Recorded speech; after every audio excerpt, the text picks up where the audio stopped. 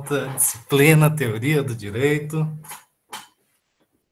Que bom revê-los nesta semana. Já estava agora numa outra sala com a turma anterior.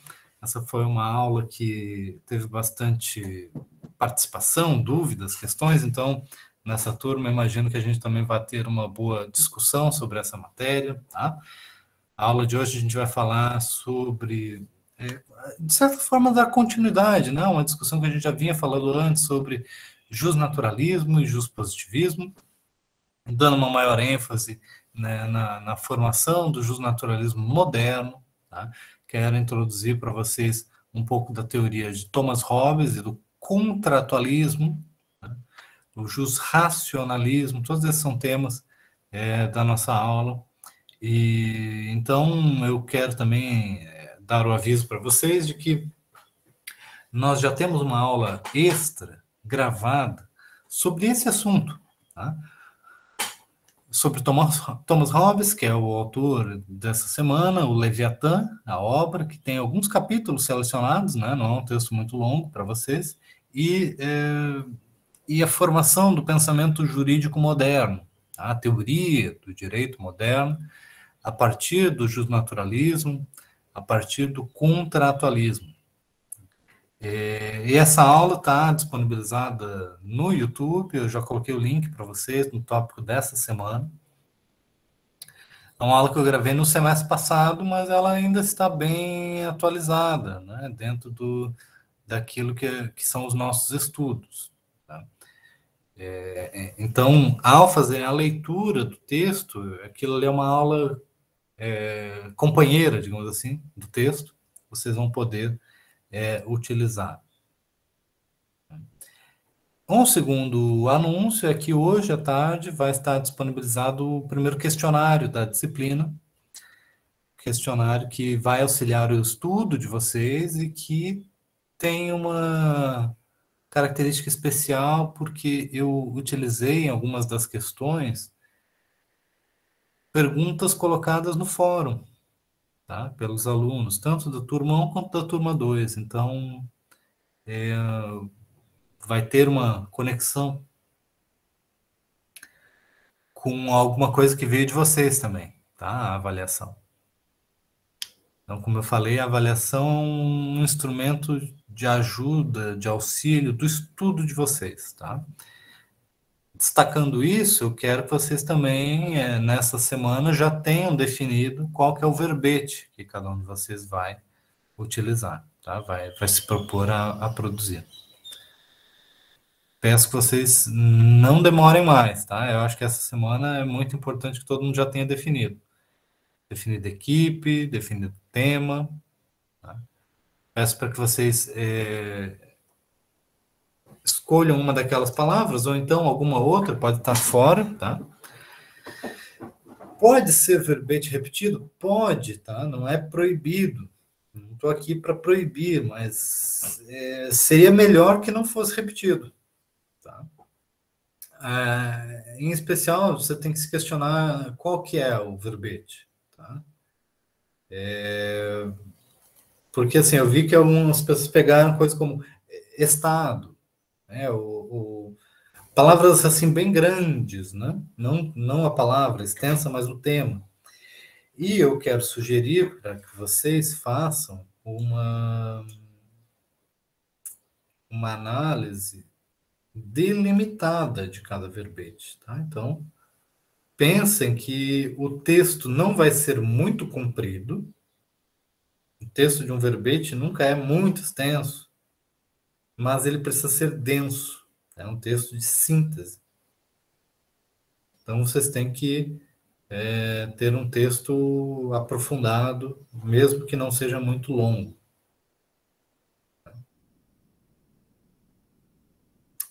Jean, qual que é o tema que você está querendo?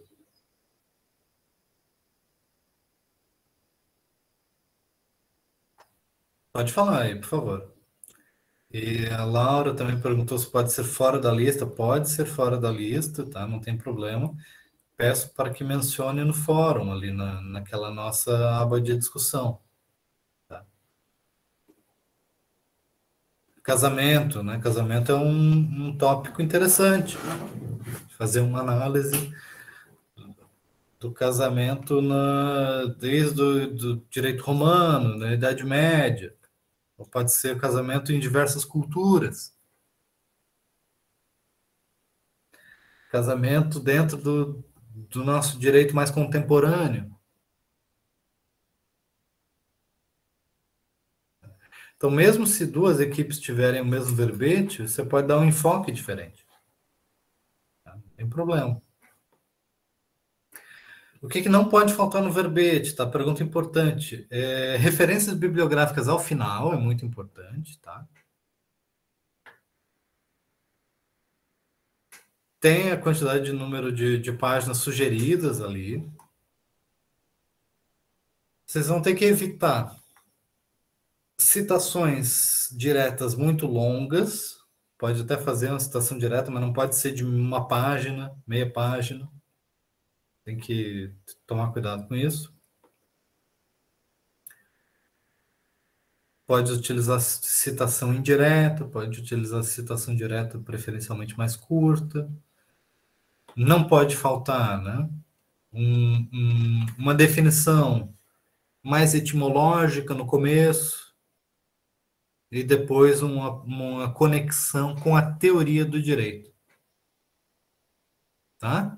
Conexão com a teoria do direito é muito importante. Outra pergunta, Jennifer. O tempo para responder o questionário. Há bastante tempo, tá? Tem um mês para responder o questionário. Tá? Vocês vão olhar, vocês vão ver essa informação aí presente hoje à tarde, quando eu lançar o questionário para vocês. Professor? Diga. Bom dia. Bom dia. O senhor, quando falou do casamento, o senhor falou direito romano, diferentes culturas, você falou algo mais que eu perdi, você pode repetir, por favor? Então, dá para a gente fazer uma análise também contemporânea, né? Direito civil, constitucionalização, a dimensão constitucional, ou então também comparar o casamento com a união estável, tem muita coisa aí. Então, eu digo que vocês sempre podem especificar, né? Não precisa ser o conceito como um todo, isso pode ser o casamento mais moderno, ou então o casamento em diferentes contextos. Tem opção de tratar o assunto. Tá? Então, ali duas perguntas do chat. Maria Luísa pergunta se o questionário é individual. Sim, o questionário é individual.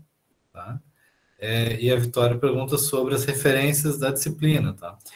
Os questionários vão ser baseados nos textos. Então, as respostas vão ser construídas a partir dos textos. Mas não precisa fazer uma citação direta. Se fizer citação, tem que fazer a referência. Sim. Tá? E o Professor, conteúdo vai estar relacionado com os textos.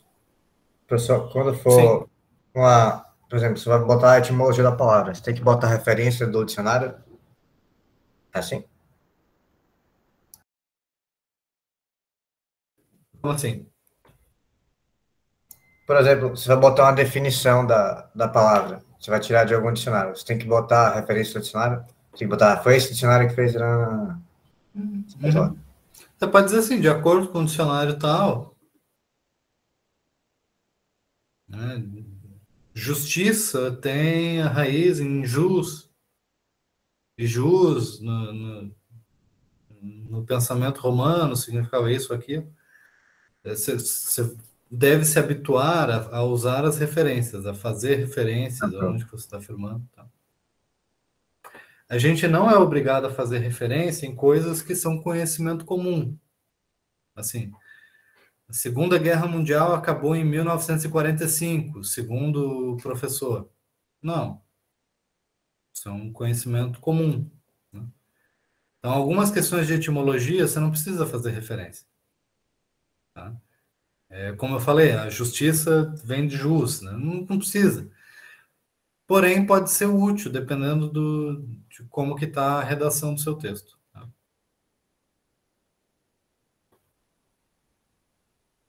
Ficou claro isso?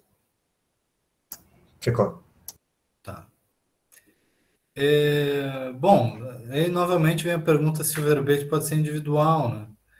E aí eu vou enfatizar que sim, já temos, eu acho, essa resposta colocada aí, né? Mas é normal, todo semestre, quando a gente faz assim, eu faço atividades parecidas, geralmente eu coloco assim, pode ser individual, em dupla, em trio, e não importa quanto tempo passe, é bem comum que as pessoas fiquem inseguras em relação a isso, tá? Tudo bem, pode fazer individual. Laura,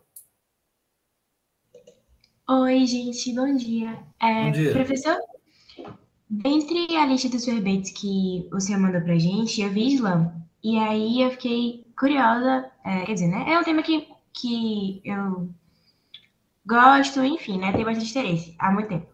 E aí eu queria fazer sobre Sharia, que é o direito islâmico.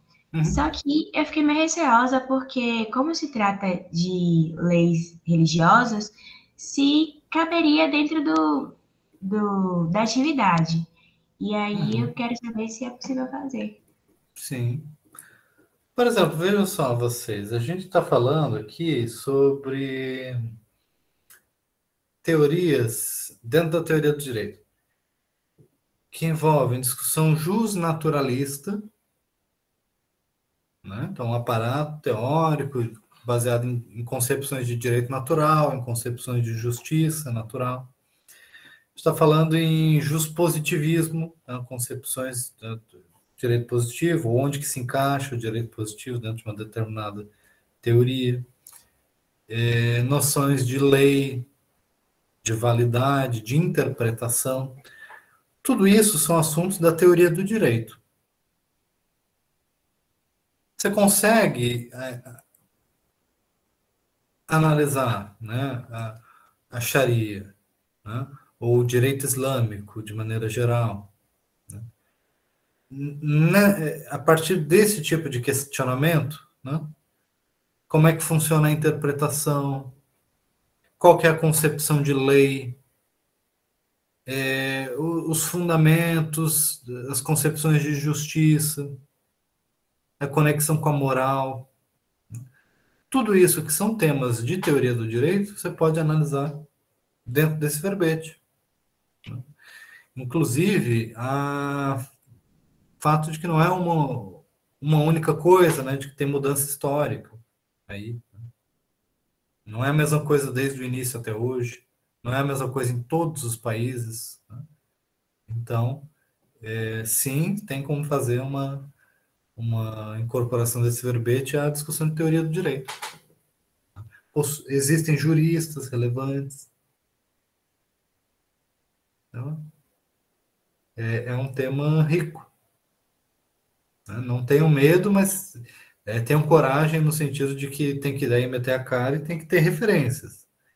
Tem que ter conteúdo.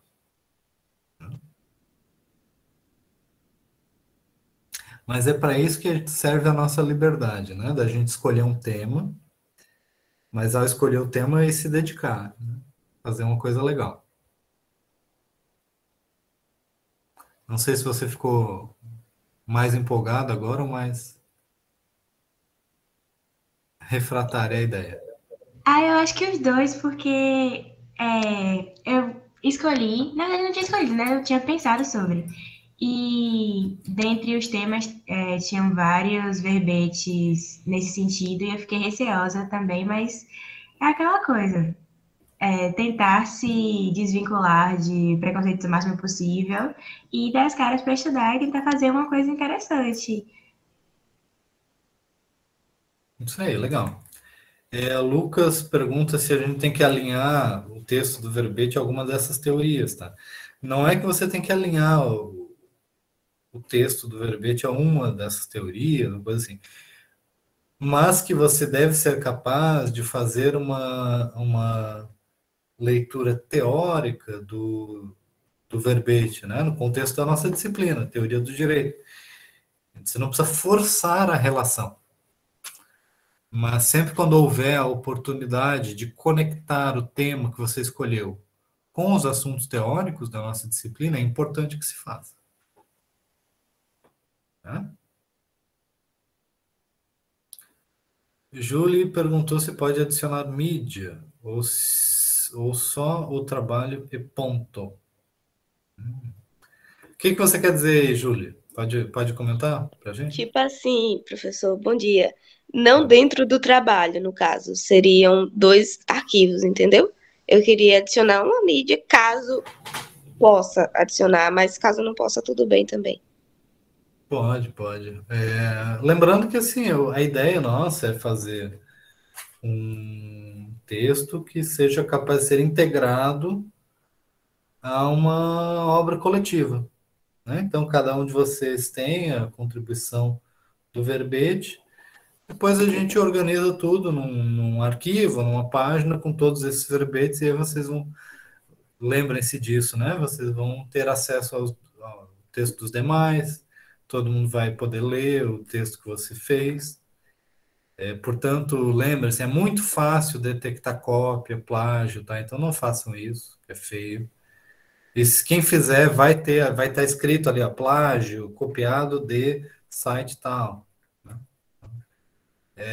Então não façam isso, tá? Pode usar outras mídias? Sim, em especial pode deixar nas referências, pode colocar como anexo.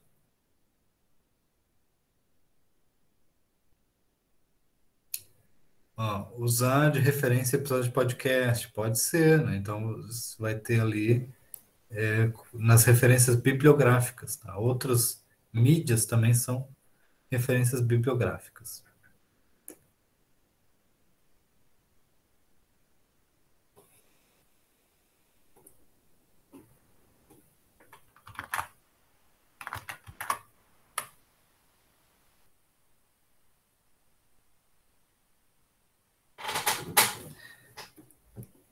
Muito bem, então a gente já conversou anteriormente sobre o justnaturalismo, que a gente pode dizer que é a teoria do direito natural, que é uma teoria sobre o direito, que vai definir que o que existe de essencial no direito é a concepção de justiça.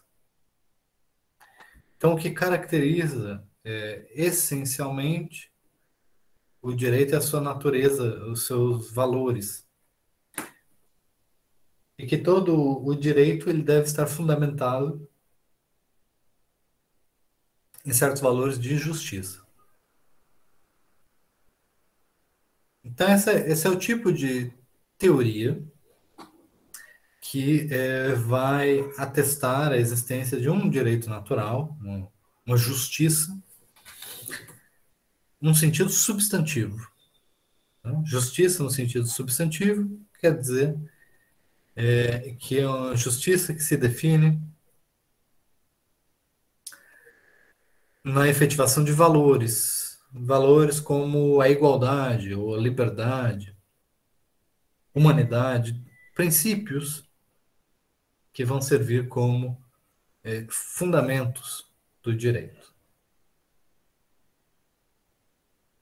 As teorias justnaturalistas, a gente já conversou um pouco sobre isso, trazem uma concepção de que o direito natural ele possui uma validade própria, autônoma, de que o direito natural ele é anterior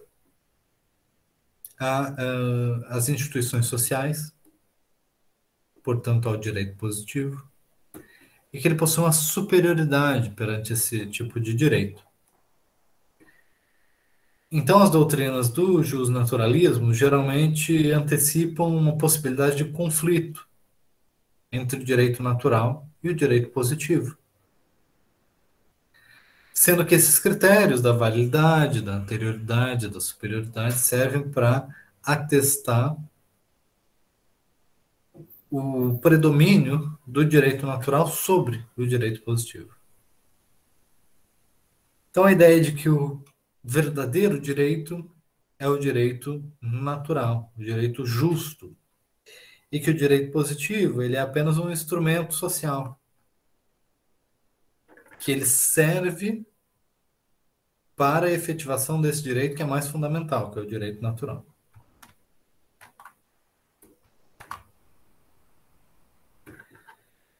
Então, a definição do justnaturalismo ela é uma definição antagônica ao justpositivismo. Tá? Esses são os dois elementos arquirrivais. E, apesar disso, apesar dessa unidade do justnaturalismo na sua oposição ao justpositivismo, o justnaturalismo não é uma única corrente. Tá? Existem variações.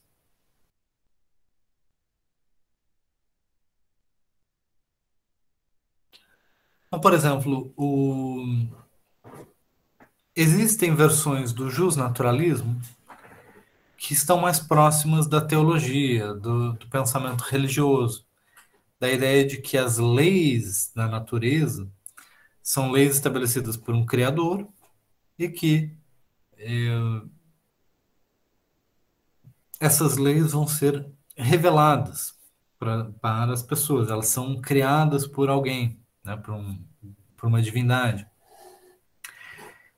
Existem escolas do justnaturalismo que vão tratar as leis da natureza num sentido mais mecânico, num sentido mais físico, de que existem leis que regem o funcionamento da natureza, dos pássaros, da Lua, né, dos satélites naturais.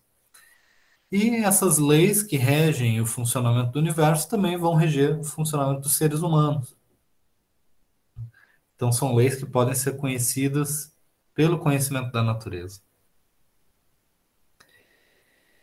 E, por último, existe também um grupo mais dominante de teorias justnaturalistas que encaram as leis naturais como aquelas que são ditadas pela razão humana. A ideia de que os seres humanos, através do exercício do uso da razão, vão ser capazes de compreender as leis naturais. E que leis naturais, portanto, são predicados da racionalidade humana. Essa última corrente, que vai conectar as leis naturais com a razão humana, vai ser mais influente na formação do pensamento jurídico moderno, e a gente também vai poder chamar de jusracionalismo. Justnaturalismo e jusracionalismo têm um ponto em comum aqui. Tá?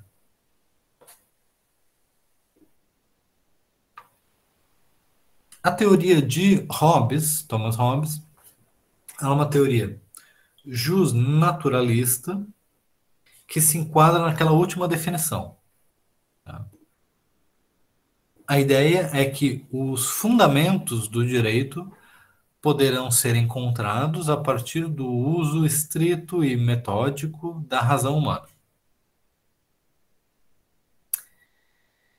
E o método pelo qual se vai revelar ou desvendar o direito natural será um método filosófico, né, de raciocínio rigoroso, que envolve a aplicação de uma espécie de experimento mental, né, hipotético, que é o recurso ao estado de natureza. Lembram dessa discussão? Quem é que pode nos dar uma definição de estado de natureza?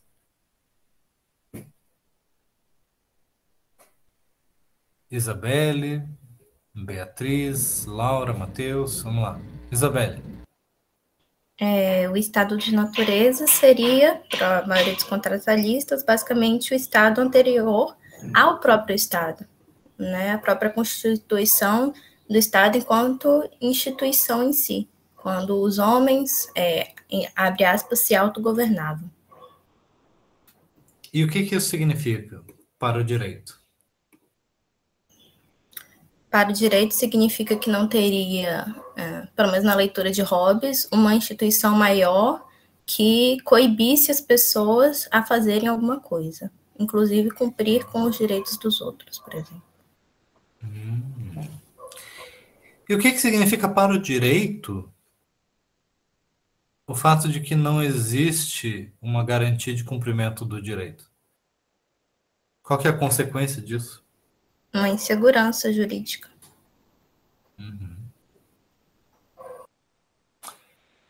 Essa Não. insegurança... Diga, Perdão. Gabriel. Não haveria, que Hobbes até coloca, né? Não haveria lei nem direito. Não haveria concepções de justiça ou injustiça.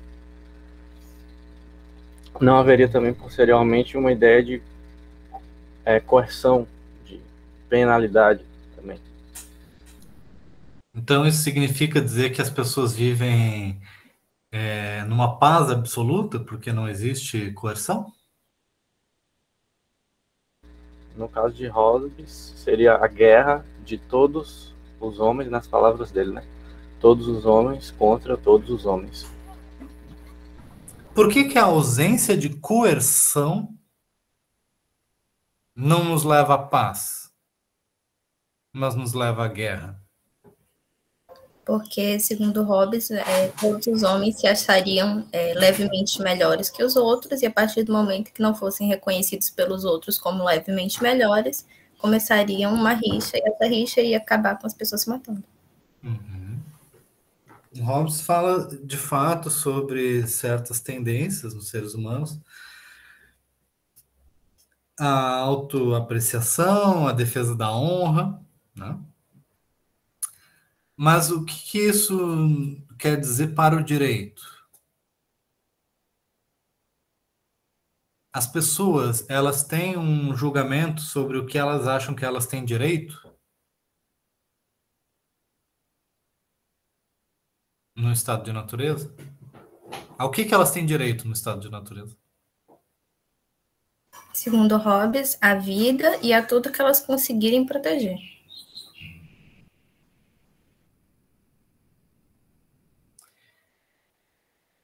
Tudo que conseguirem proteger, o que isso significa? Bem, ele fala sobre como você pode ter qualquer coisa enquanto você conseguir fazer com que essa coisa permaneça sua, porque num estado de natureza não teria ninguém além de você protegendo a sua propriedade. Então, a única coisa que faz ela ser sua é você proteger, porque a qualquer momento poderia vir outra pessoa com interesse nas suas coisas e pegá-las de você. Então, a própria ideia jurídica de propriedade, ela faz sentido, hein? Não muito. Hobbes diz que no estado de natureza não é possível definir ou separar o meu do teu.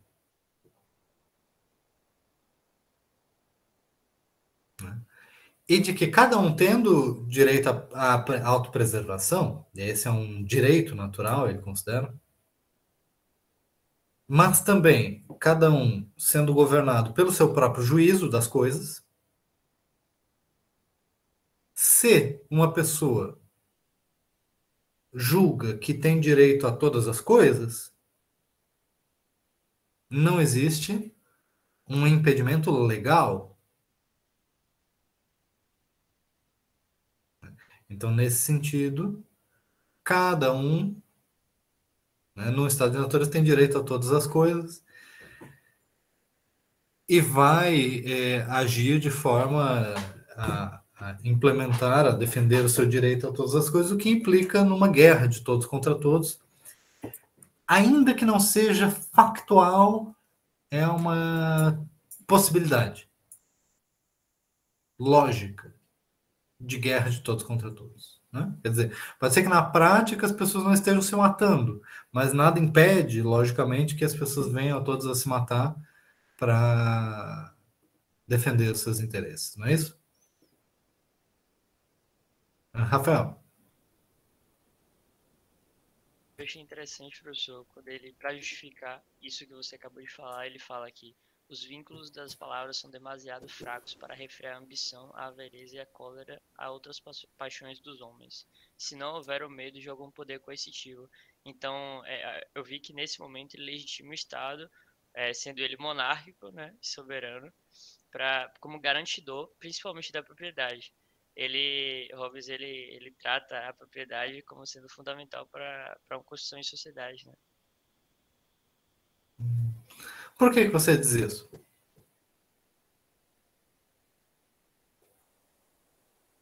Porque eu percebi, pelo menos na minha leitura, eu imaginei que quando ele fala sobre o estado de natureza e não conseguir, as pessoas não conseguirem delimitar o que é meu e o que é seu, é um medo, é um receio, é como se fosse uma punição. No estado de direitos que nós temos, é inimaginável pensar que exista alguém sem uma propriedade delimitada. Ainda mais como ele defende um poder monárquico, é tudo extremamente controlado. Se isso não for delimitado por alguém, é algo condenável. Hobbes vê como condenável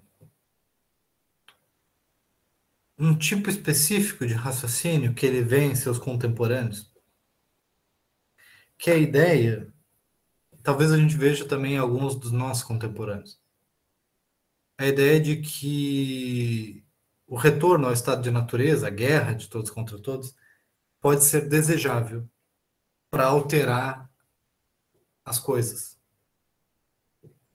Então, algumas pessoas na época de Hobbes estavam argumentando que era necessário fazer uma guerra civil, né, para repactuar as coisas, para refundar a sociedade. E isso é algo que Hobbes vê como temerário, como um erro de raciocínio lógico, porque ele considera que o retorno ao estado de natureza é um movimento absolutamente indesejável, né?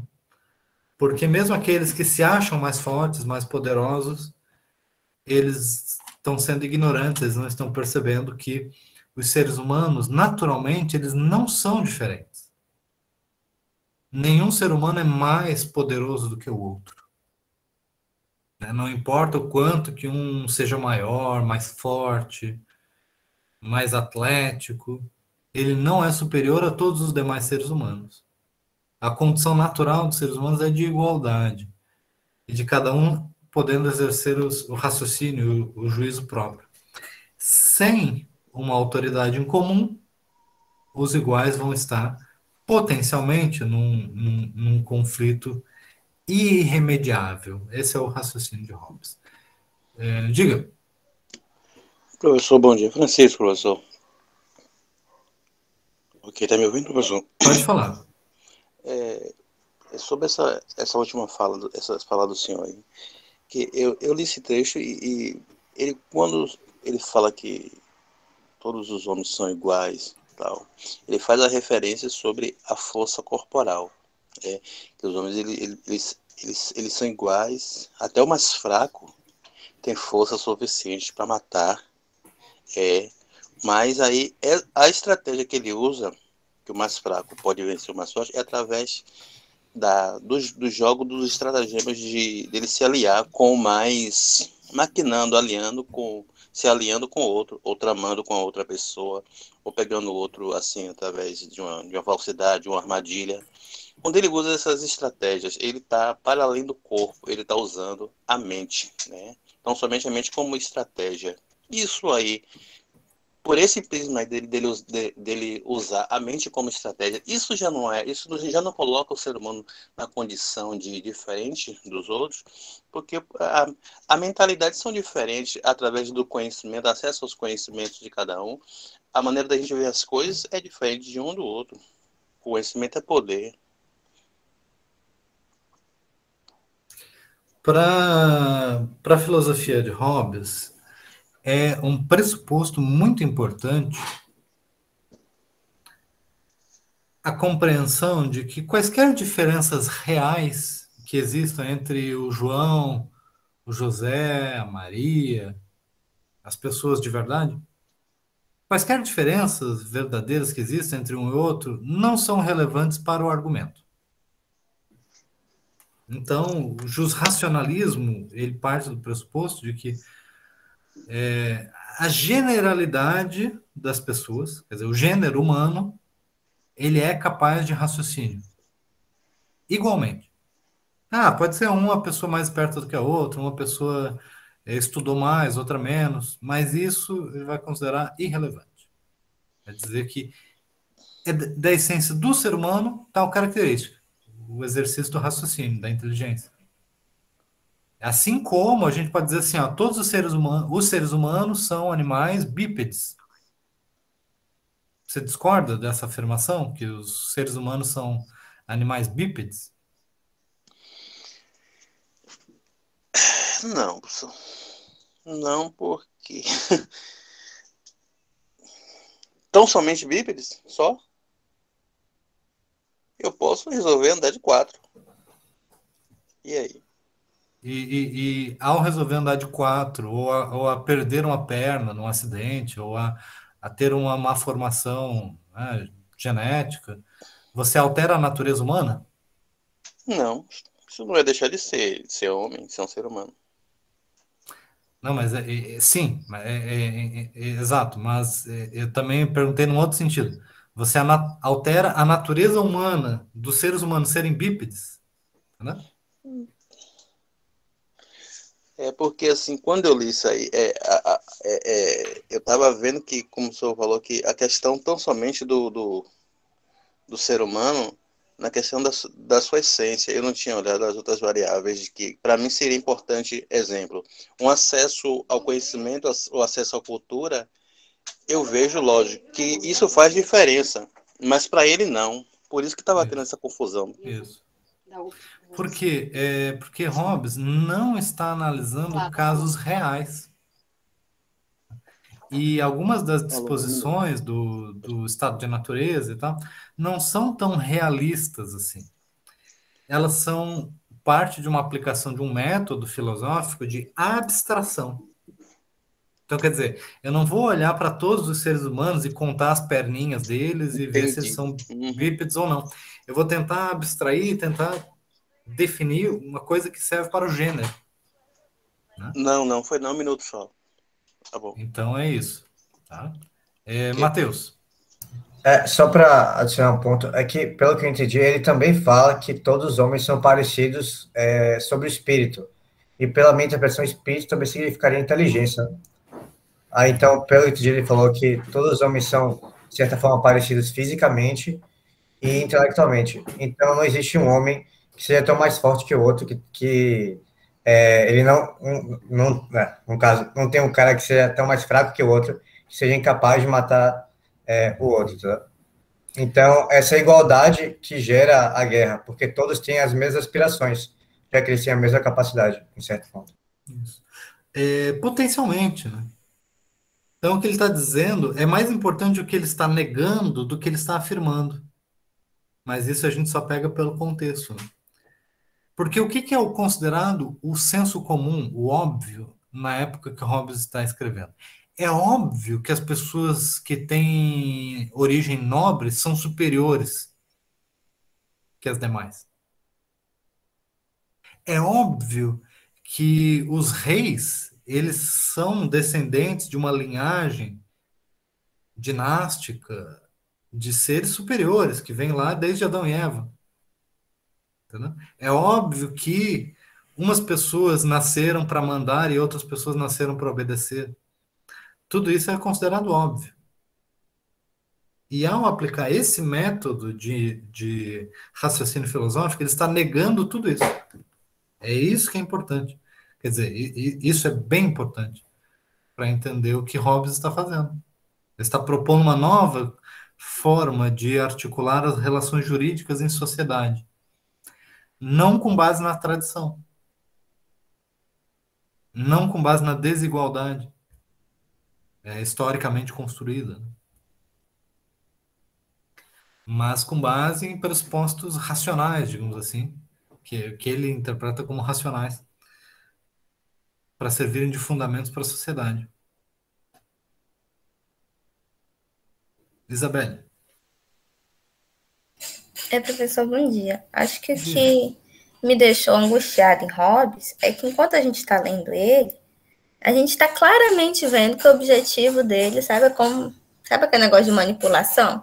Porque não é um crescimento orgânico, não é como se ele tivesse começado a pensar como seria o estado de natureza, e aí, inferindo sobre isso, ele chega na solução de que o melhor governo é um governo que tem um soberano absoluto. Não, ele parte a partir do preceito de que o melhor governo é o governo com soberano absoluto e usa todo o resto como justificativo para isso. Então, você está começando a dar o argumento, mas você já sabe onde ele vai parar. Tá? Tudo vai parar na justificativa da legitimação do soberano, porque não é uma coisa que cresce organicamente em direção a esse argumento. É esse argumento que se lança como sombra em todo o resto que ele vai fazer da discussão. E essa é uma questão muito interessante, tá? Porque essa é uma análise que você pode fazer da forma de argumentar de Hobbes, mas não se resume a Hobbes, né?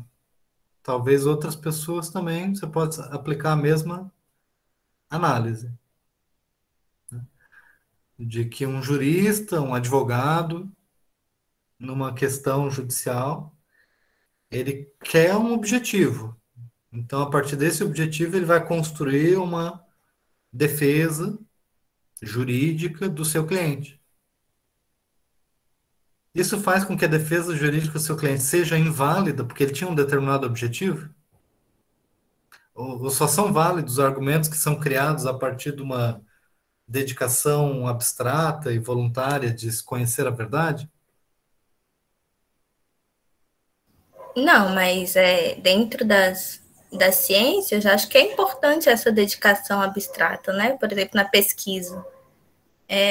Não dá para 100% se comprometer com isso. A gente sabe que ninguém vai ser completamente desprovido de suas próprias ideologias, mas a objetivação de buscar através, né, colocar isso como objetivo, como ideal, mesmo que não seja isso que vai acontecer 100%, é uma parte muito importante. Entendi, perfeita a sua colocação.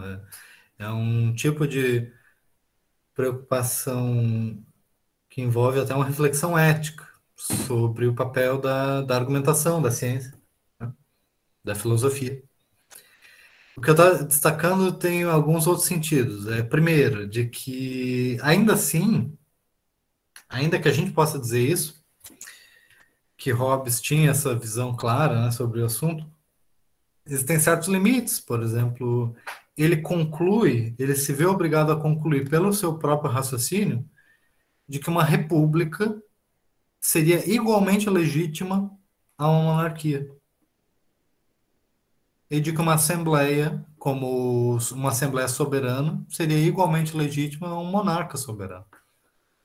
Mesmo ele sendo monarquista, por conta dos seus próprios argumentos, ele defende que seria igualmente válido um governo republicano. Aí a gente consegue ver que os seus próprios interesses, e ele perde ao afirmar isso, né? Ele, de fato, era professor de matemática do Jaime II, o rei que estava no exílio na França durante a Guerra Civil. Ele era professor do futuro rei. E ele perde a sua posição de prestígio dentro dos monarquistas justamente pelo Leviatã, que é uma obra que a gente pode dizer assim, ele está defendendo o absolutismo real. Mas ele está indo contra pressupostos básicos como os reis são pessoas individualmente, são pessoas superiores aos demais. Ele está dizendo, não são. É gente de carne e osso como qualquer um outro. Só tem uma coroa na cabeça, mas é um ser humano igual a outros. Isso, por si só, já era um rompimento muito grande com a doutrina da época. Para você ter uma ideia, no século XVII, os principais autores defensores do absolutismo, eles defendiam literalmente a interpretação bíblica de que os reis da Europa, eles eram os descendentes dos primogênitos de uma linha de sucessão desde os tempos da Bíblia. Literalmente, assim, como se fosse o filho do filho, do filho, do filho, do filho, até Jacó, até não sei quem, lá dos filhos de Adão e Eva. E de que por serem primogênitos, então essa primogenitura lhes dá uma posição superior a todos os demais. Isso era a argumentação oficial. O senso, os intelectuais da época afirmavam isso. Então, Hobbes, parece que ele não tem boa fé, digamos assim, né, na sua argumentação, justamente porque a gente sabe mais ou menos onde que ele vai chegar. Mas isso também não resolve tudo, porque, de certa forma, tinha uma boa fé no que ele estava fazendo, porque ele acreditava de fato que ele estava, diante dos seus competidores, ele estava dando a explicação mais racional das coisas. Até porque os seus competidores estavam defendendo guerra civil para reconstruir a sociedade a partir de um pacto direto com Deus. Então, Então é tipo, pra gente ele é doido, mas na época dele ele era uma pessoa quase que sensata. Porque você não sabe as outras pessoas, né, que estavam em volta dele. Era mais doido ainda. Brincando um pouquinho aqui, mas de fato, né, quando a gente coloca a teoria dele no seu contexto, não é por acaso que é essa teoria que vai ser mais influente para a formação do pensamento jurídico, e não as outras que estavam na época, né? Mesmo sendo uma teoria absolutista. Vamos lá, Beatriz. Eu acho que é ainda assim mais revolucionário o pensamento dele, porque até o rei, ele basicamente diz que só é rei porque os outros homens deixaram ele ser rei, e não porque Deus mandou. Uhum. Então isso muda a concepção das relações jurídicas em sociedade.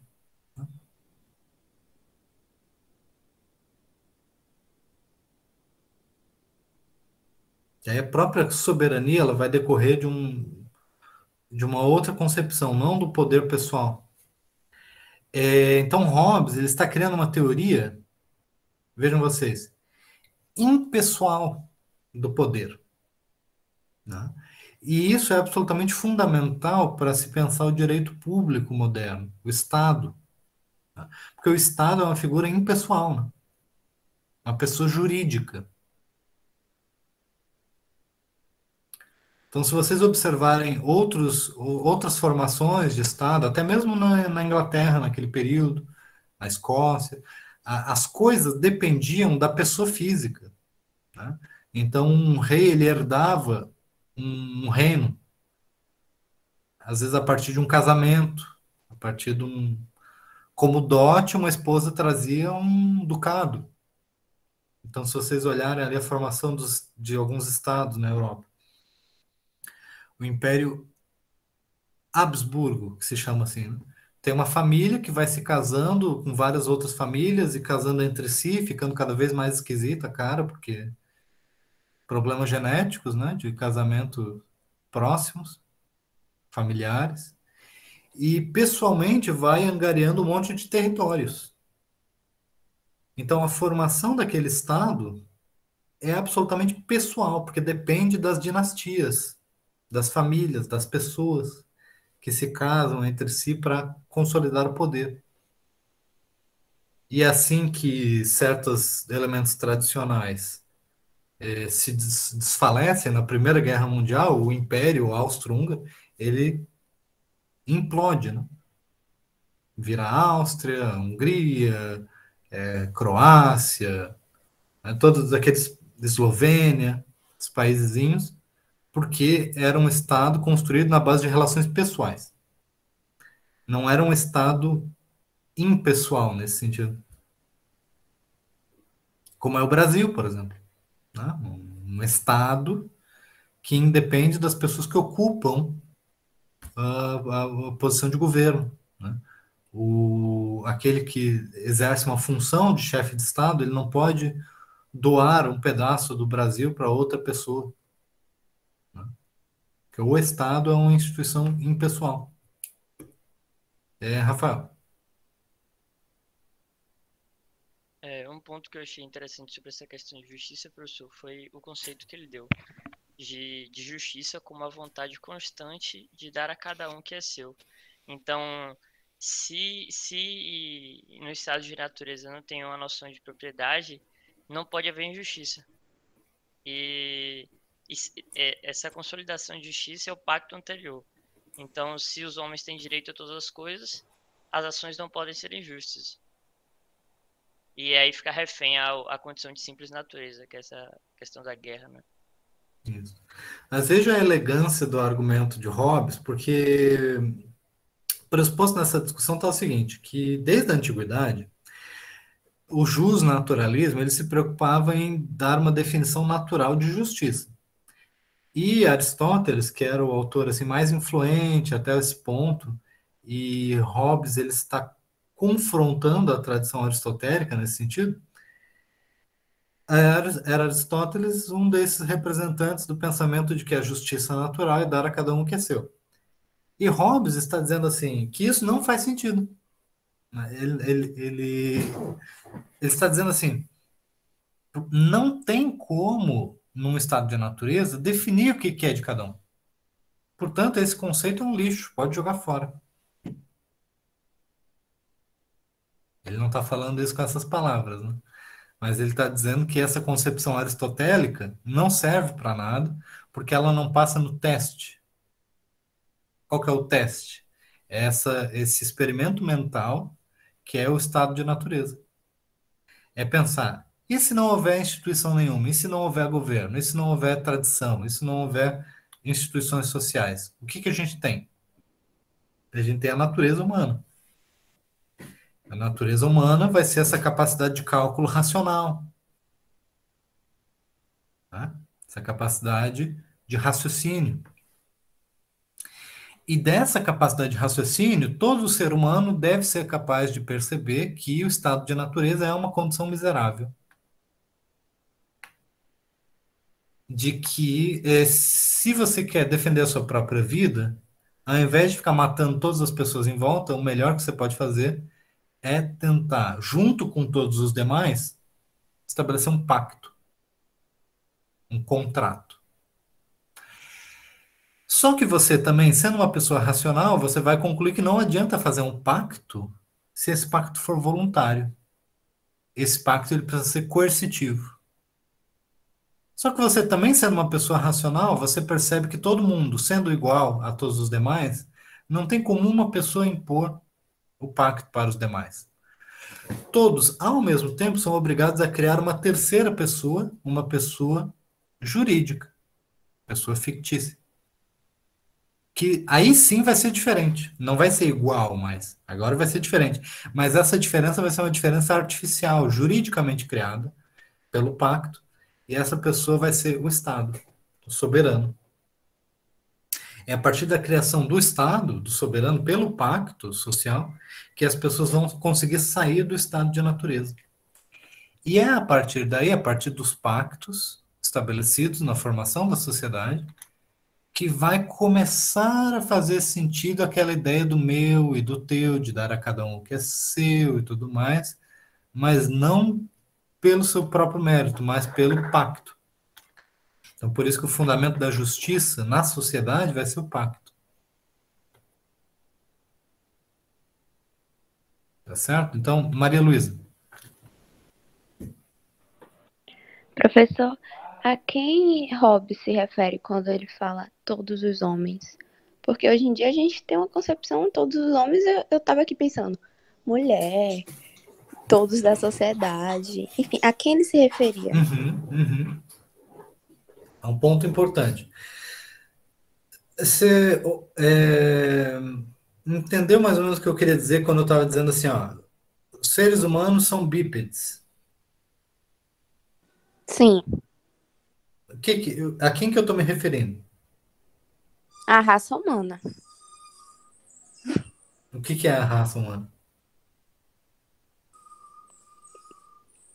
Todo mundo que a gente considera humano.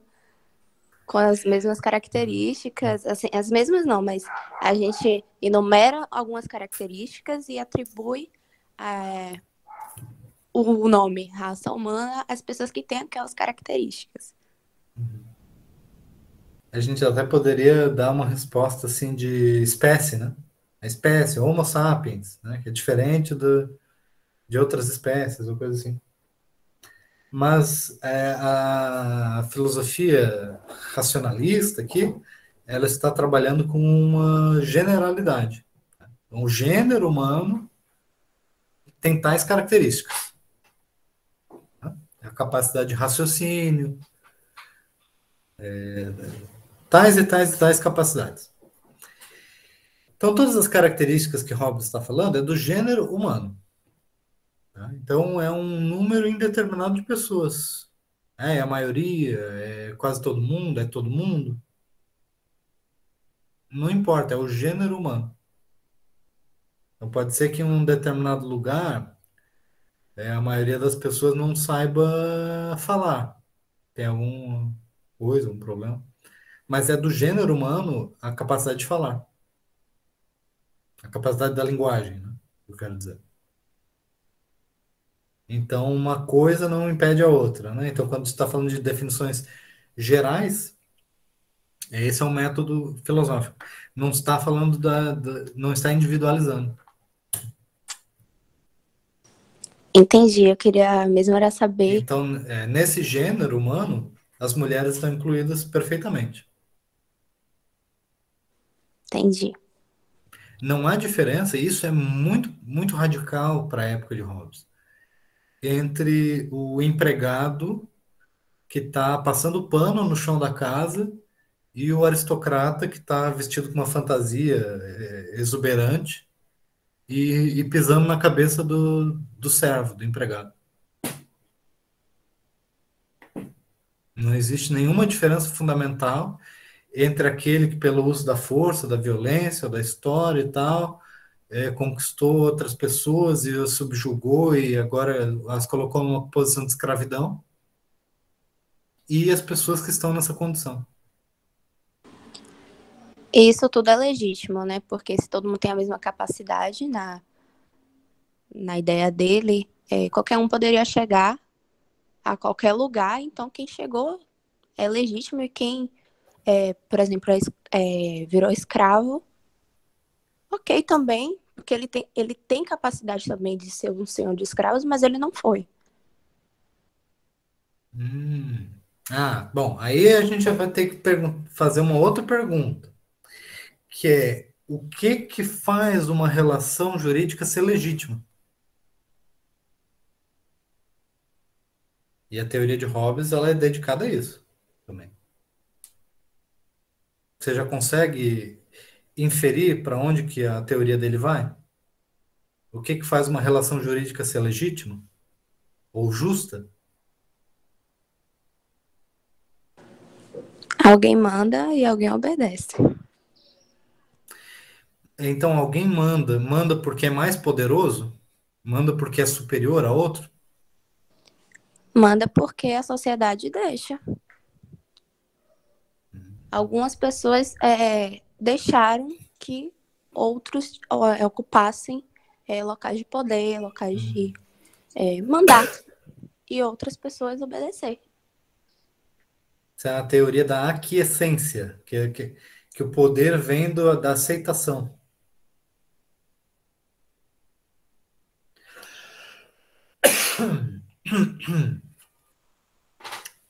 Mas veja, Hobbes está argumentando que o gênero humano, as pessoas são iguais. O que diferencia quem vai mandar e quem vai obedecer não é uma condição natural.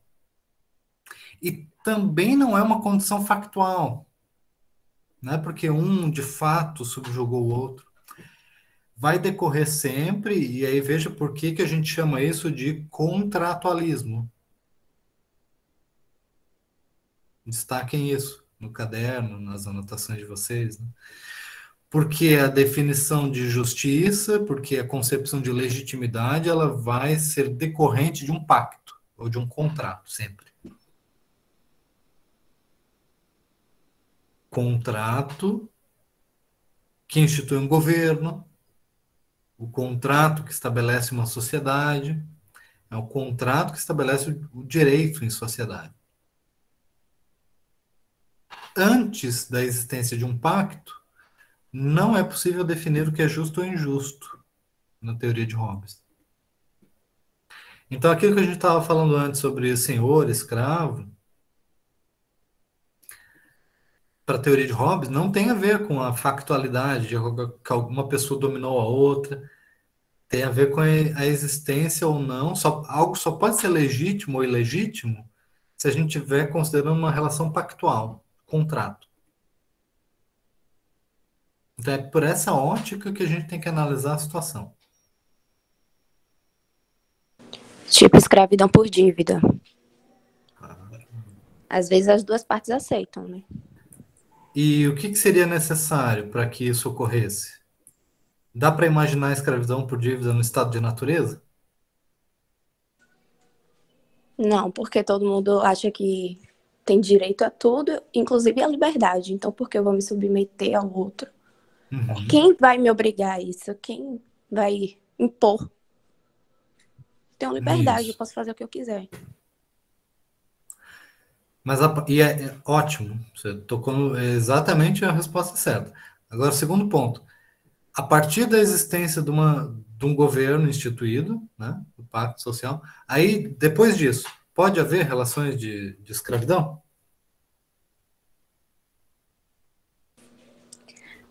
Acho que sim, porque eu acho que o Estado ele pode manipular a sociedade. Então, se ele fizer com que as pessoas acreditem que é legítimo você se tornar um escravo porque sua família ou seu pai está devendo a outra pessoa e que isso é legítimo você perder a sua liberdade e as pessoas, por algum motivo, concordarem, acho que seria legítimo na visão de Hobbes. E se elas não concordarem, o que acontece? Ah, professor, aí eu já não sei, né? Porque é absolutista. Então, se a pessoa que está sendo escravizada não concordar, mas aí vem a polícia e leva ela amarrada. Isso Não um sistema necessariamente. jurídico funcionando? Eu não concordo com nada disso, tá? Eu tô tentando. Eu acho que Depois não acharem que eu tô. O poder coercitivo, como o próprio Hobbes falou. A gente não concorda com nada do que a gente está falando. A gente está falando em termos... a gente está fazendo um exercício para entender o autor, mas também um exercício de teoria, né? Para a gente tentar analisar quais são os elementos fundamentais de uma teoria do direito. Tá? Então, quando eu falo assim, para Hobbes, tem a partir antes da formação do Estado, não é possível definir o que é justo ou injusto. A partir da formação do Estado, vai ser na perspectiva do Estado que vai ser definido o que é justo ou injusto. Não vai ser pela natureza. Tá? Então, no estado de natureza não pode ter escravidão porque uma pessoa não é naturalmente superior à outra. E todas as pessoas têm direito a todas as coisas. Agora, num estado estabelecido, a gente não sabe de antemão o que vai ser considerado justo ou injusto. Porque o que vai ser considerado justo ou injusto vai ser determinado pelo soberano, pelo governo estabelecido. E aí há uma ênfase aqui, e não pelo que as pessoas acreditam. Tá? Então, Maria Luísa, estava enfatizando a ótica sociológica de se as pessoas cumprem ou não, ou o que as pessoas acreditam ser o justo ou injusto. Tá? E Hobbes está argumentando que o que as pessoas acreditam ser justo ou injusto pode variar, porque o que passa na cabeça das pessoas pode variar, é a coisa mais variada que tem. Agora, o direito não. Tá? O que vai ser justo ou injusto vai depender do pacto. E o pacto vai determinar que o governo, o soberano, ele tem o poder absoluto para definir o que é justo ou injusto. Então, aquilo que o soberano define que é justo, é o justo. E aquilo que o soberano define que é injusto. Então, Hobbes ele cria um modelo que dá total poder para o soberano definir o que é justiça. Cumprir os seus comandos é justo, desobedecer o soberano é injusto. Tá? Pronto, passa a palavra aí para quem estava na fila, já desistiu? Professor? Sim. Rapidinho, não é pegando a fala de ninguém, é só para avisar que tem pergunta no chat. Uhum. Pode... Aproveita e faz a pergunta. Lucas, eu pergunto o quê? Primeiro. É porque tem muita pergunta aqui. Tá, eu não sei se alguém quer falar, gente. Mas eu vou fazer a pergunta aqui então. Quando o Hobbes fala que leis são obrigatoriedades e que é lei a busca pela paz, os seres humanos são guiados a esse contrato que se surge o Estado como algo inerente à humanidade? Consegui entender a pergunta? Tentando, mas... Peraí. Então, assim, ó, na teoria de Hobbes, tem conceito de direito natural, mas tem também o conceito de lei natural. E isso facilmente pode nos confundir. Tá? Hobbes vai enumerar uma lista de leis da natureza. E essa lista não é muito importante para a gente. Tá? Porque, da mesma forma como eu estava falando antes, que os seres humanos são bípedes, e isso decorre da natureza humana, é mais ou menos isso que o Hobbes vai querer dizer com as leis da natureza. Que decorre da natureza humana, mas não só do ponto de vista físico, mas da racionalidade. Tá? Então, existem várias leis. Mas somente as 3 primeiras leis que ele enumera são realmente relevantes para o nosso estudo da teoria do direito. Essas 3 primeiras leis, né, vai estar relacionada à busca pela autopreservação. Essa busca pela autopreservação vai levar à conclusão de que é insustentável o estado de natureza, é incompatível com a busca pela segurança. Então, é lógico, é racional que os seres humanos concluam que eles não podem ficar no estado de natureza, que eles devem formar uma sociedade, um estado, com todos os demais, e, portanto, devem fazer um pacto. E é lógico também, é racional que as pessoas pensem assim, para que esse pacto funcione, é preciso que todo mundo cumpra o pacto. Então, até aí, o que ele está falando é puramente o que ele acredita que é um exercício da análise da racionalidade. Então, é inerente aos seres humanos. É racional que as pessoas, em um estado de natureza, busquem fazer um pacto para sair do estado de natureza. A partir do momento que eles fazem um pacto, é estabelecido um Estado, é estabelecido uma sociedade civil, é estabelecido um soberano. Aí a coisa muda completamente. Porque aí as pessoas não estarão mais no estado de natureza, percebeu? E não estando mais no estado de natureza, quem é que precisa pensar nas leis da natureza? Ninguém. Ninguém mais precisa olhar para as leis da natureza. As pessoas só precisam olhar para as leis do Estado. Por quê? Porque as leis da natureza diziam que a gente tem que cumprir os pactos.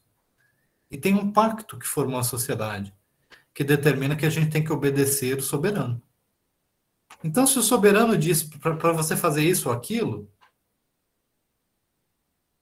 o que a filosofia do direito natural nos diz não importa mais. Porque a filosofia do direito natural diz que a gente tem que obedecer ao soberano. Entenderam aí essa conexão? Essa conexão é muito importante.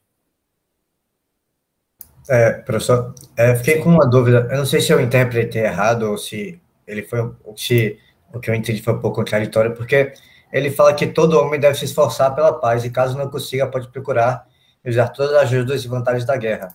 Então, pelo que eu entendi nessa passagem, ele considera a paz como algo justo. Então, por exemplo, se o governo, o Leviatã, assim, ele chegasse e falasse: vocês têm que entrar em guerra por qualquer motivo. Já que o Estado disse que eles têm que entrar em guerra, isso já não vai contra a primeira lei da natureza? Ótimo essa definição. Porque guerra entre estados é diferente de guerra dentro do estado. Faz sentido essa distinção?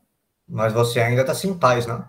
Digamos que todo mundo estivesse em paz, você fala assim: você quer atacar porque a gente quer ganhar, a gente quer o dinheiro deles. A vai paz, de paz, mas eu queria que a paz para conseguir dominar a paz que Hobbes está preocupado é entre você, Mateus, e o seu vizinho.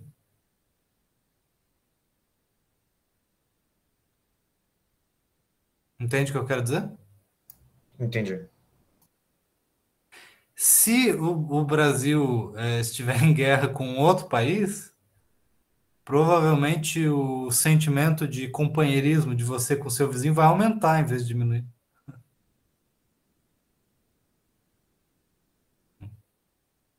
Agora, uma coisa interessante que você falou é o seguinte, né? E se o governante defender a guerra civil, né? Então ele não é o soberano. Ele é um ser irracional que quer o retorno ao estado de natureza. E desejar o retorno ao estado de natureza é agir de maneira irracional, segundo Hobbes. O exercício da soberania é incompatível com esse tipo de irracionalidade. Mas, professor, porque isso significaria a destruição do Estado. O próprio Hobbes não diz que a gente, aspas, enquanto súdito, não tem o direito de sequer julgar o soberano? Então, como é que a gente pode dizer isso? Meu contraditório, foi isso que eu pensei quando ele falou. Explique melhor a sua preocupação, Isabelle, sobre essa questão do súdito. A gente olha para o soberano, ele diz, vamos fazer uma guerra civil. Uhum. Se a gente se pensa igual ao soberano e sem ter necessariamente abdicado da liberdade de julgá-lo, a gente diz, você é louco? Não vamos fazer guerra civil. Mas a partir do momento que a gente abre mão da liberdade e concorda que tudo que o soberano faz é justo e legítimo, e que tudo que for contra o que o soberano decide é injusto e ilegítimo, quando ele quer uma guerra civil, a guerra civil é justa e legítima. E o que a gente pode fazer contra isso? Entendi. A gente chega num ponto de inflexão da teoria que parece contraditória, mas eu vou tentar convencer vocês de que não é. Então, desculpa, Natália, depois eu passo a palavra para você, mas deixa eu explicar esse ponto, que esse ponto é muito, muito importante. Que é o seguinte, na teoria de Hobbes, a gente só vai conseguir definir o que é justo ou injusto dentro de uma relação contratual. Essa é uma coisa muito importante. Se você não está numa relação contratual, as suas ações não podem ser caracterizadas nem como justas, nem como injustas.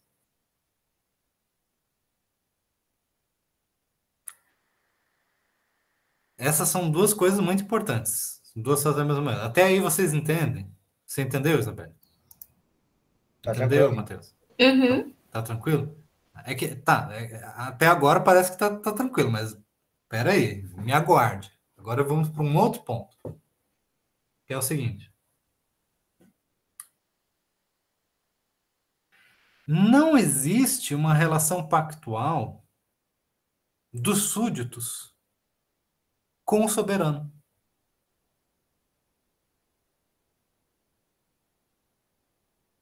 Conseguiram entender isso? Porque a relação de pacto é entre os súditos? Isso aí. O que isso significa? Significa que você pode depor, Você quem? os súditos podem depor o soberano? Se eles acharem que eles fazer uma coisa ilegítima, alguma coisa assim. Mas e quanto à abstenção do direito de cada um que concorda em abster o direito e conferir a um terceiro, que, né, que tem até esse trecho, ou a uma pessoa ou a uma assembleia de pessoas?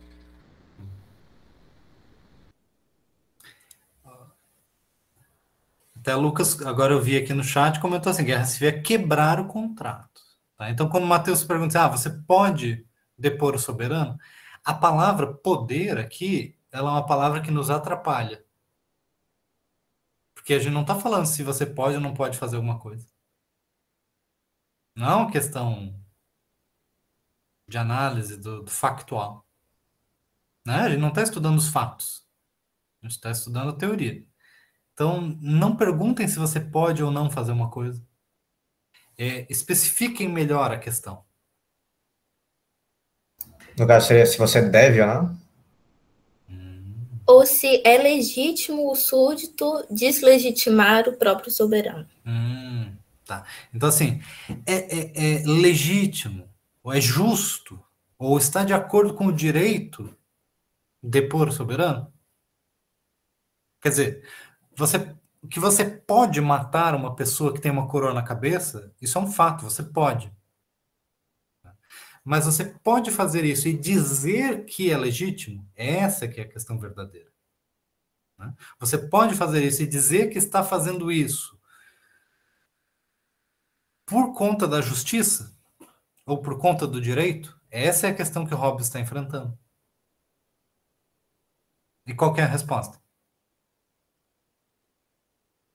Acho que a resposta é a resposta de Lucas, porque o próprio Hobbes fala no texto que quando há a quebra de contrato, aí tudo muda. É exatamente o que eu também concordo com o que o Lucas falou.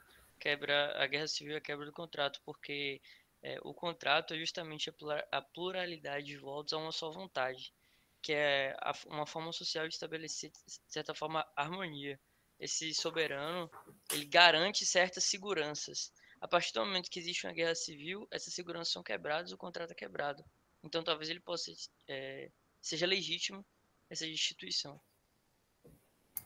Então, só porque assim, legítima é uma palavra que vai precisar de uma especificação, né? É legítimo baseado em quê? Não vai ser baseado no direito, porque o direito tem que ser baseado no contrato. Seria nessas leis da natureza, assim, que Hobbes dita, né? A maior lei de todas. Busquemos a paz, né? E com certeza buscar a paz não é romper o contrato e fazer a guerra. Daí veria... A terceira lei... Pode falar, Gabriel, desculpa. Professor. Desculpa. Isso, é só para concluir. Tipo assim, tem bastante gente querendo falar. Se deslegitimar o governante nesse sentido, se daria por conta desse respeito a essa lei de busca pela paz, que poderia, né, seria uma lei maior, assim, ela se sobrepõe às outras, né?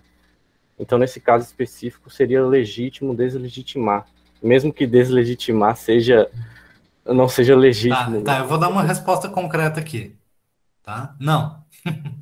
Não é legítimo nada. Não tem nada a ver com legitimidade e não é justo você sair do contrato.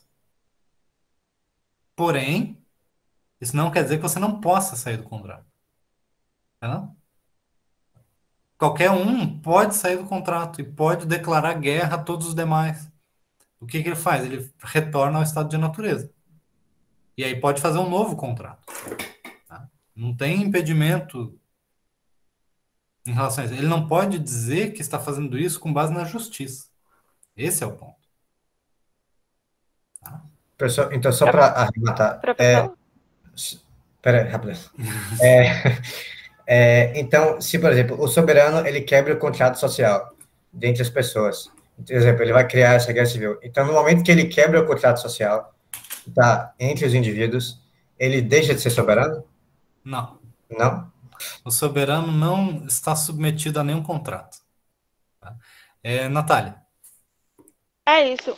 Então eu entendi que uma vez que ele chega ao poder, que se torna soberano, então isso para de valer para ele, não é isso? Quem é que chega ao poder? Não, a partir do momento que as pessoas concedem o direito de que ele se torne o soberano, ele não pode mais ser submetido a isso. Está acima de qualquer coisa, no caso, de que as pessoas mudem de opinião ou de decisão, não é isso? Ou eu entendi errado? Desculpa, você pode refazer a pergunta? Não, que uma vez que as pessoas concedem o direito de que essa pessoa seja o soberano, Tá. ele não pode mais, como é que eu falo? Ser derrubado, não pode mais. Tá, entendi, legal. Tá, então É vamos partir desse ponto. Vamos destacar o seguinte: o soberano.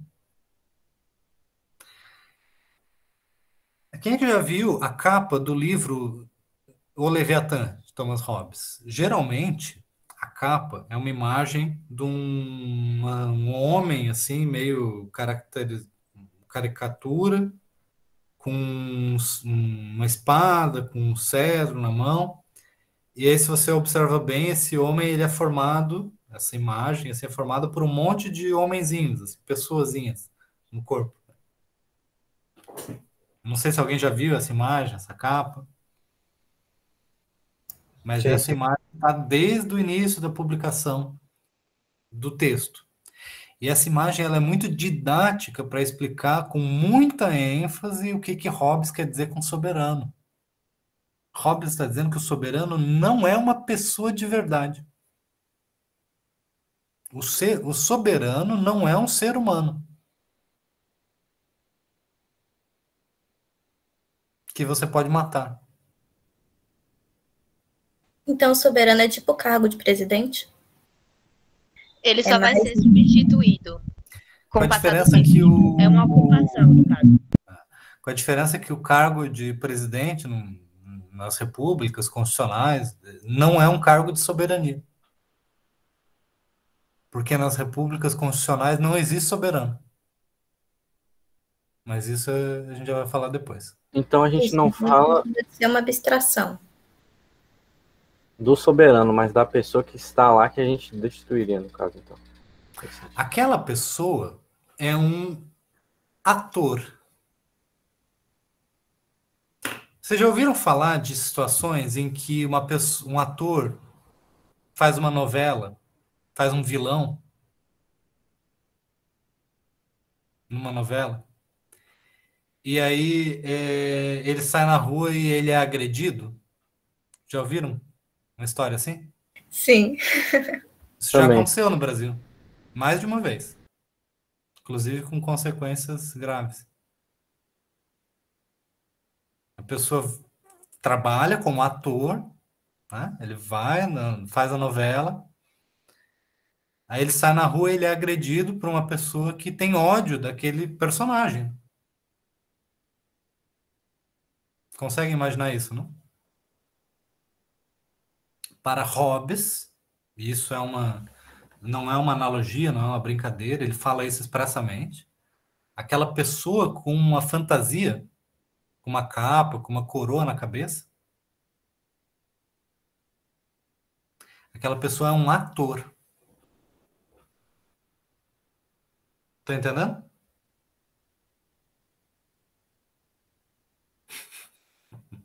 Tá? Então, a pessoa com a coroa na cabeça é um ator, é alguém que atua. é alguém que fala o texto, dá a realidade concreta a algo que foi definido por um autor. Então, é o autor da novela que criou aquela trama toda, que faz com que o personagem bata na mulher, ou que seja asqueroso, ou que faça isso ou aquilo. Aquela pessoa, ele é o ator, ele só está executando o texto, ele está dando a sua interpretação. Certo? Mas o autor da novela é quem escreveu. Então, é ele que manda na história. Tá? Então, vejam. O autor é o soberano. E o ator é a pessoa com a coroa na cabeça, que está falando, vai fazer isso, vai fazer aquilo. O autor é o soberano, e o soberano é uma pessoa fictícia, é uma pessoa que não existe. Ele é uma pessoa jurídica, tá? Que ele vai se identificar com o Estado soberano. E ele, enquanto uma pessoa fictícia, ele é fruto do contrato, fruto do pacto. Mas ele não é parte do pacto. O pacto é das pessoas entre si. E as pessoas entre si criam entre si uma figura de autoridade abstrata que impõe o cumprimento desse mesmo pacto. Do pacto contraído por quem? Pelas próprias pessoas. Então a soberania, a figura do soberano, é um instrumento que os seres humanos criam para viver em sociedade. Essa pessoa fictícia seria, assim, o Leviatã, que é o próprio Estado. Fictícia, portanto, que não se confunde com aquele indivíduo que está com a coroa na cabeça. Ou com o órgão, né, coletivo, a assembleia de representantes eleitos, ou coisa assim. Tá? Tá fazendo mais sentido ou está piorando a situação? Que a gente está fazendo sentido para mim, pelo menos. Tá fazendo mais sentido. Ei, eu queria perguntar, porque minha pergunta agora entra exatamente no que a gente tá falando, aí eu tô com medo de perder o fio da meada. Eu fiz um esqueminha aqui agora, que eu tô tentando recapitular tudo que a gente tá falando. No caso, existe o soberano, né, e o povo. E o povo, eles têm linkado entre eles o contrato social. O contrato social, ele é mantido através... uma das coisas Deixa que eu só fazer um parênteses aqui, tá? Existe uma tradição muito grande, que vem desde lá de Roma, da Roma Antiga, que é na dimensão jurídica do povo. O povo como um coletivo, o povo como alguém que toma decisões, tá? E Hobbes está rejeitando essa ideia de povo, tá? Para ele, povo não existe enquanto uma entidade jurídica, racional, coletiva. Para ele só existe a multidão. Tá? Então, é essa multidão de pessoas que cada um, perante todos os demais, faz um pacto entre si. E do surgimento desse pacto de cada um para com todos os demais, surge uma figura acima desse pacto, que é o soberano. E o soberano não é alguém que faz um pacto com o povo. Entendeu? Eu estou destacando isso porque na época, e até hoje também, existem teorias que vão nesse sentido, de falar do pacto do soberano com o povo. Né? Mas não é essa teoria de Hobbes, especificamente. Então, no caso, tá errado se a gente colocar, por exemplo, no esquema, o povo ligado ao governo, e aí, no caso, o povo como conferindo poder ao governo, e o governo protegendo os direitos do governo. Estaria errado se a gente usasse dessa forma, né? Esse esquema? Tá, deixa eu só entender de novo. Tá. Quem que dá poder a quem? No caso, seria o governo ligado ao povo, e nesse link aí é o contrato social. Dentro desse contrato social, o povo confere poder ao soberano, e o soberano, ele, entre aspas, protege o direito do povo. Então, seria quase que um looping. A partir do momento que o soberano faz o extremo uso indevido do poder, o povo substitui ou derruba a pessoa que está como soberano. Então estaria errado dizer isso, né? Porque, no caso, na teoria... Sim, porque tá misturando algumas coisas, né? E Hobbes, ele enfrenta mais ou menos esse tipo de crítica que você está trazendo. Né? Porque o que você está trazendo se refere a uma concepção republicana de poder político, que, como eu disse, vem de uma tradição lá da Idade Antiga, de Roma, da ideia de que o povo, ele não é uma bagunça irracional, de que o povo, ele é um coletivo que tem direitos, e que o povo, ele escolhe dar a si um governo. Então, isso é de uma teoria política bem consolidada, bem tradicional, que Hobbes rejeita.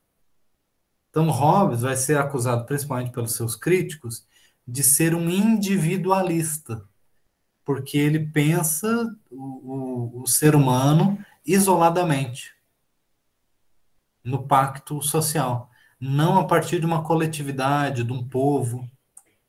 Né? Então, outras pessoas na sua época pensavam assim, né? Um povo, ele tem direito a se autodeterminar, então ele constitui um governo para si. Aí, se o povo não estiver satisfeito com aquele governo, o povo faz um novo governo. Hobbes não pensa dessa forma. Hobbes está pensando o ser humano do ponto de vista individual, enquanto cada indivíduo é um ser racional que reconhece a legitimidade do governo estabelecido por conta de um pressuposto lógico. Né? Essa ideia do pacto. Então, a teoria dele é contraintuitiva em vários aspectos. Ela não vai na mesma linha que a gente pensa em relação ao povo, a legitimidade do povo. Ele está deixando a discussão de legitimidade política de lado, de democracia, tá? E ele está dizendo que a gente só vai definir o que é legítimo a partir desse contrato que cria o soberano e que diz que todos nós cumpriremos as ordens do soberano. Então, por exemplo, eu vou dar um exemplo bem concreto, tá? O soberano, ele pode condenar uma pessoa à morte, então o Estado, né, na teoria de Hobbes, pode condenar uma pessoa à morte? Sim ou não? Sim. Sim. Então, quando eu falo pode, o que eu quero dizer é se é de acordo com o direito. Até eu, às vezes, uso essa expressão que eu digo para vocês não usarem. Né? Pode fazer. Então, assim, se o soberano condena alguém à morte, isso pode ser considerado juridicamente válido? Sim. O indivíduo condenado à morte, ele é juridicamente obrigado a se entregar à morte? Juridicamente falando, sim, professor. Só que existe a lei natural de preservação da vida que o faz não, entre aspas, não se submeter de modo total para a lei jurídica, sabe? Como o próprio Hobbes disse. Então, me explica um pouco mais por que você diz que juridicamente sim, mas que seria contra a lei da natureza. Por que o juridicamente sim? Eu acho que seria contra a lei da natureza, entre aspas, não me fez entendido de modo explícito, o indivíduo não ter o direito de reagir a preservar a sua vida. Certo. Porque, salvo engano, essa é a primeira lei fundamental, a segunda lei fundamental da natureza, é você preservar a sua vida.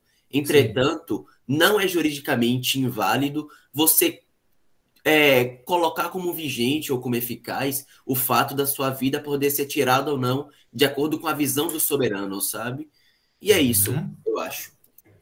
Tem um trecho que fala disso. Se eu fizer algo errado, pode me matar. Hobbes fala que isso ele tem uma validade. Mas que não seria válido da mesma maneira eu dizer, se eu fizer algo errado, eu não irei resistir se for tentar me matar. Ele explica essa diferença. Então, um contrato Hobbes usa o argumento de que o contrato que vai fundamentar a sociedade precisa ser um contrato possível, racionalmente. Ele usa esse argumento para afastar outras coisas, como ele diz assim, que é impossível fazer contrato com animais, que é impossível fazer contrato com Deus. Ele usa vários exemplos, e é impossível fazer um contrato em que eu diga que eu não vou preservar a minha própria vida. Ele diz, é impossível, seria irracional, contraria os fundamentos da racionalidade do próprio contrato, eu dizer que eu vou me entregar à morte. Né? Por quê? Porque eu estou fazendo contrato justamente para evitar isso. Então, se for para morrer, é melhor não estar no contrato. Não é mesmo? Então, o que acontece? O soberano, ele tem juridicamente o poder de condenar o indivíduo à morte. E o indivíduo tem juridicamente a legitimidade de resistir. Só que ao fazer isso, ele está agora fora do pacto social. Tá? Então quer dizer que todos os demais podem também matar, sem consequências jurídicas. E ele pode matar todos os demais sem consequências jurídicas, porque ele está fora do contrato. Assim como o estrangeiro, quando existe a guerra, né, entre os estados, ou o inimigo, declarado para ser mais específico. O inimigo, ele está fora do contrato. Por isso que eu disse que a paz que Hobbes está preocupado é a paz entre os vizinhos, não de um país contra o outro. Porque os países entre si estão no estado de natureza. E pode ser que seja proibido de matar os estrangeiros, mas por disposição do seu próprio soberano. Não porque os estrangeiros possuem algum direito. Entendeu? Então, é assim que funciona a teoria de Hobbes. Isabela. Professor, então a gente pode dizer que é quase um looping, né? Esse estado de natureza. Porque, assim, para ele conseguir manter o poder absoluto, ele utiliza o medo como instrumento, né? Ele vai punir aqueles que tentam desinstituí-lo através de várias e várias punições. Essas punições levam ao estado, tipo assim, de insegurança do público em geral e faz com que seja necessário o seu poder, o estado natural. É um loop quase. Uhum. Por quê? Porque se os seres humanos fossem anjos e não fossem seres humanos, não haveria motivo de medo. Quer dizer, você não precisaria ter medo do seu vizinho.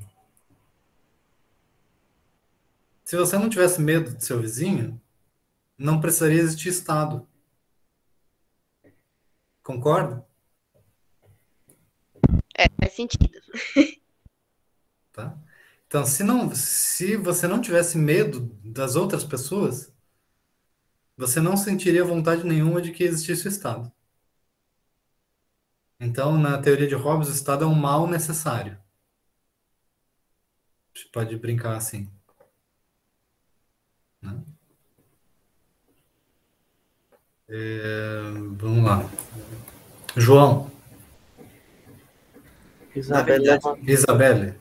Eu vou abrir aqui a fila, tá? João e Isabelle. Professor, é porque quando eu liguei o microfone, eu desliguei e ele baixou minha mão. Diga. Falando sobre essa coisa de entregar-se à morte e tudo, Hobbes faz um diálogo, inclusive, com o cárcere. Mas eu não entendi exatamente qual é o diálogo dele de qual é essa relação do indivíduo com o cárcere. Qual que é a sua dúvida mais especificamente?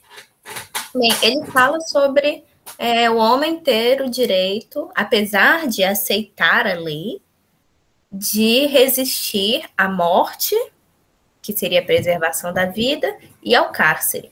Mas o cárcere não é a preservação da vida. O cárcere seria, em teoria, só a privação de liberdade, da qual ele já se privou quando concordou com o contrato social. Então, por que ele tem esse direito, entre aspas, legítimo, de resistir ao próprio cárcere?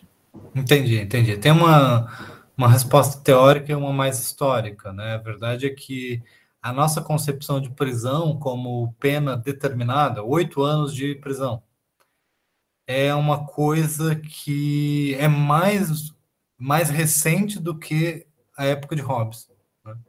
Então, é no século XIX, em especial, né, do século XVIII para o século XIX, em especial ao longo do século XIX, que vai se instituir a prisão enquanto um método calculado de punição, de restrição da liberdade pelo tempo, né? Então, um crime tal, tantos anos de prisão. Um crime mais grave, mais anos de prisão. Então, essa visão da punição, da prisão, tá? É uma concepção mais recente do que a teoria de Hobbes. Hobbes ele está num contexto em que a pessoa que vai presa provavelmente vai ser executada, ou então vai ser solta, ou então vai ser perdoada, ou então vai ser exilado, né? Mas não vai ser X anos de prisão a punição dela. Então, esse é do ponto de vista histórico, é mais nesse sentido essa diferença. Agora, do ponto de vista teórico, tá? O que ocorre é que é o seguinte: em relação à detenção é mais complicado. Em relação à morte é mais óbvio, né? A pessoa pode dizer assim: eu prefiro sair do pacto social que me garante a paz e a segurança do que morrer imediatamente. Então, já que eu não tenho mais a garantia de viver em paz, eu então prefiro estar num estado de guerra do que estar morto. Porque no estado de guerra, pelo menos você tem chance de escapar, vencer, ou viver em guerra. Viver em guerra é melhor do que não viver. Essa é a concepção de Hobbes. Então, nesse sentido, a marginalidade, as pessoas que vivem a vida do crime e tudo mais, elas estão, nesse sentido, fora do pacto social, nessa concepção antiquada, digamos assim, né, bem do Hobbes, que não é a teoria penal, digamos assim, atual. Em relação ao cárcere, você pode questionar que é um cálculo racional. Aí já é uma análise, exige uma análise mais profunda da obra, que é a seguinte: todo ser humano é racional. E por ser racional, que as pessoas decidem fazer parte do estado de sair do estado de natureza e fazer parte de um pacto, certo? Então elas fazem isso porque é racional. Em um determinado momento, a pessoa pode emitir um juízo racional de que a coisa está tão ruim, que é melhor sair do pacto do que continuar no pacto. Mas isso é um juízo instrumental acerca do que é melhor ou o que é pior. Isso não é um juízo de valor acerca do que é justo e do que é injusto. Conseguiu entender esse ponto? De que a sua manutenção dentro ou fora do pacto é mais ou menos que um juízo de oportunidade, não um juízo de justiça. Porque justo é obedecer o pacto. Porque justo é cumprir com o pacto. Agora, você pode cometer uma injustiça, sair do pacto e viver melhor fora desse pacto. Ou indo para outro, né? Ir participar de outra sociedade. Entendeu? É quase que um pensamento oportunista, né? É o que é justo, mas não quero essa justiça para mim a partir do momento que ela está em detrimento do que eu quero. É justo obedecer a lei, mas como eu vou sofrer uma punição se eu estou obedecendo a lei a partir do momento que eu já descumpri, então eu não quero muito que essa justiça funcione para mim. Do ponto de vista mais material, Hobbes considera que a busca pela autopreservação é plenamente racional. E ele está tentando convencer todo mundo de que deixar a autopreservação de lado para buscar outras coisas é irracional. Ele está tentando convencer os seus compatriotas de que se revoltar contra o rei, fazer uma guerra civil, por não querer pagar imposto, é irracional. De que se rebelar contra o rei, fazer uma guerra civil, matar o seu vizinho, por uma disputa religiosa, é irracional. Entendeu? É isso que decorre também do contexto dele, que ele está tentando fazer. Ele está tentando argumentar que a pior coisa que tem é vizinho matando vizinho por questão de política. Porque um está do lado certo, outro está do lado errado e tal. Porque todo mundo tem a sua justificativa, né? Lembre-se, né, que ao voltar para o estado de natureza, todo mundo tem direito a todas as coisas. Todo mundo tem razão. Todo mundo tem as suas justificativas. Mas isso não faz com que as coisas decorram pacificamente, né? Pelo contrário. O fato de todo mundo achar que tem razão faz com que ocorra uma guerra de todos contra todos. João, queria fazer uma pergunta? Não, professor, tá tranquilo, relaxe, já foi. Davi? Oi, professor. Tudo bem, o estado de natureza ele antecede a formação do contrato, mas ao mesmo tempo que você dá essa autonomia ao soberano como instituição de determinar o que é justo e o que é injusto, o que é legítimo e o que não é legítimo, é por isso que Hobbes é por muitos considerado um precursor do direito positivo? É por isso? É porque uma dúvida que eu li e estou matutando há um tempo. Tá. Então, Hobbes é considerado um precursor do direito positivo. Sim, verdade. Ele oferece uma teoria justnaturalista, ele é um justnaturalista, mas a sua teoria justnaturalista dá base para o funcionamento de um sistema positivo autônomo. A partir da existência desse pacto. Né? Então é isso que você quer dizer? É isso aí, mais ou menos. Aquela história de que os estados de Portugal e Espanha usam o justnaturalismo para constituir as suas próprias constituições, e aí que depois disso elas impedem o justnaturalismo de ser usado como argumento contra esse justpositivismo? Isso, e no texto menciona esse exemplo, né? Mas não é exclusivo desses países, né? É a ideia de que o justnaturalismo, ele vai dizer assim, é da natureza humana que se estabeleça um pacto em sociedade. E é dessa mesma natureza, dessa concepção de justiça, que as pessoas obedeçam ao pacto. Ponto. Aí o justnaturalismo vem até aqui e aí ele passa a bola para quem? Ele passa a bola para o direito positivo. Né? Eu tive essa dúvida também, ainda mais quando eu li esse trecho aqui. Licença para eu falar. Desta guerra de todos os homens contra todos os homens, também isto é consequência, que nada pode ser injusto. As noções de bem e de mal, de justiça e injustiça não podem aí ter lugar. Onde não há poder comum, não há lei. E onde não há lei, não há injustiça. Pode ser que a lei que ele esteja falando não seja essa lei que a gente, né, considera positiva, a Constituição, etc. Mas me veio essa dúvida, ainda mais com esse trecho. Não, mas é bem isso mesmo. Ele está se referindo à lei no sentido de direito positivo.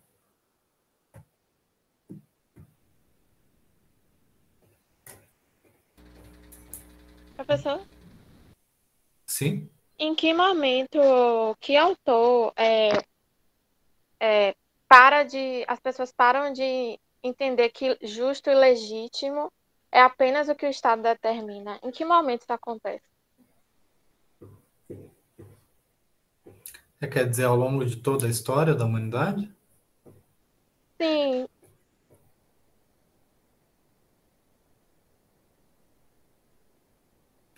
Eu vou dizer que a todo momento existem autores que discordam sobre essa concepção de Hobbes. Né?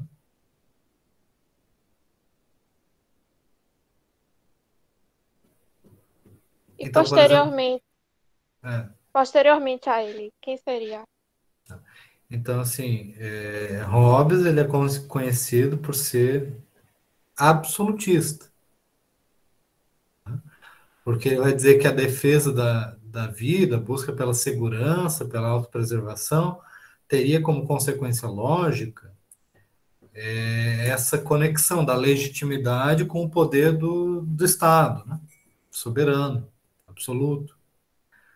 Agora, outros autores, eu já mencionei também Locke, né? John Locke, um autor que vai dizer que não é só para a segurança da vida que as pessoas fazem um pacto, elas vão fazer um pacto para defender o que é seu, o de direito, e o que é seu de direito as pessoas conseguem reconhecer no estado de natureza, porque a propriedade é algo natural, por exemplo, vai argumentar isso. Então, o Estado, ele vai reconhecer a propriedade, ele vai ter limites, ele não vai ser absolutista. Aí a gente vai estar falando do liberalismo. O liberalismo vai ser uma corrente de pensamento político, mas também de pensamento jurídico, que é contrária ao absolutismo. Ele vai dizer assim, não, Hobbes, você está errado. Você estava certo em dizer que as pessoas tinham que fazer um contrato, mas você está errado em dizer que o contrato é absoluto, entrega tudo de mão beijada para o soberano. Então, o liberalismo vai dizer, não, tem o contrato, mas o contrato ele tem limites. Então, o Estado ele tem limites.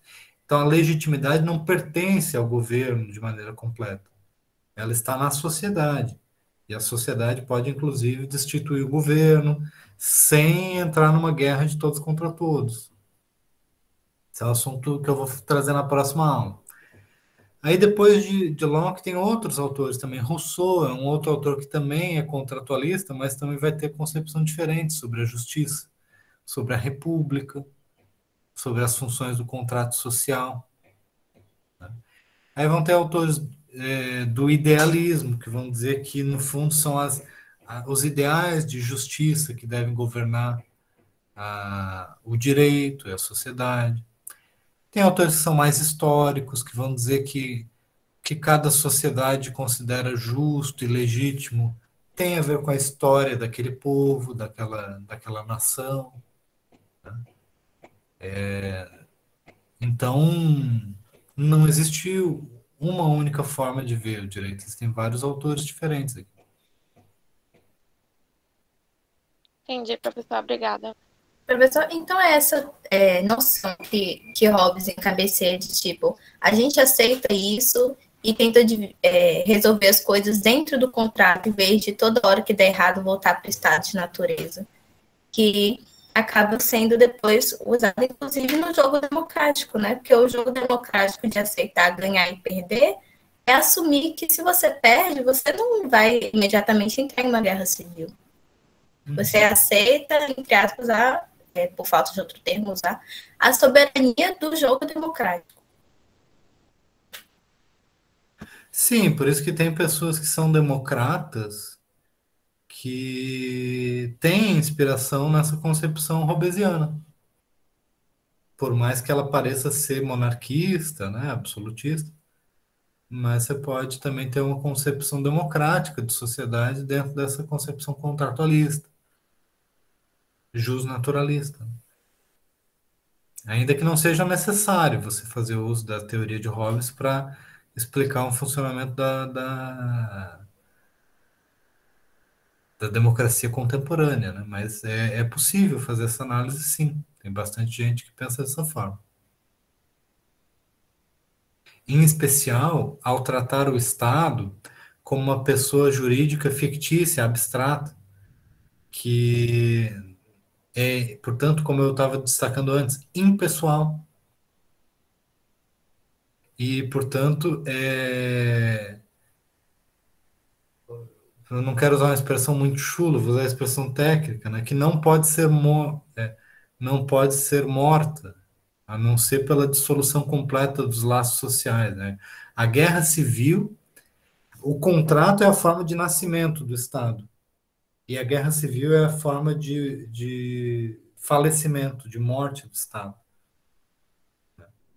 Então, o Estado ele é uma entidade viva, entre aspas, ela continua viva, independentemente da vida dos seus ocupantes. Né? Faz sentido? Faz todo sentido. Então, por isso que a teoria de Hobbes ela é tão estranha em vários aspectos e ela é tão familiar em outros. Porque as teorias que a gente tem sobre Constituição e sobre direito público, elas são descendentes da teoria de Hobbes. Não é a mesma coisa, como a gente vê, né? Tem muita coisa estranha, mas tem muita coisa que nos é familiar. Ok, valeu, prof. Tá bom, gente?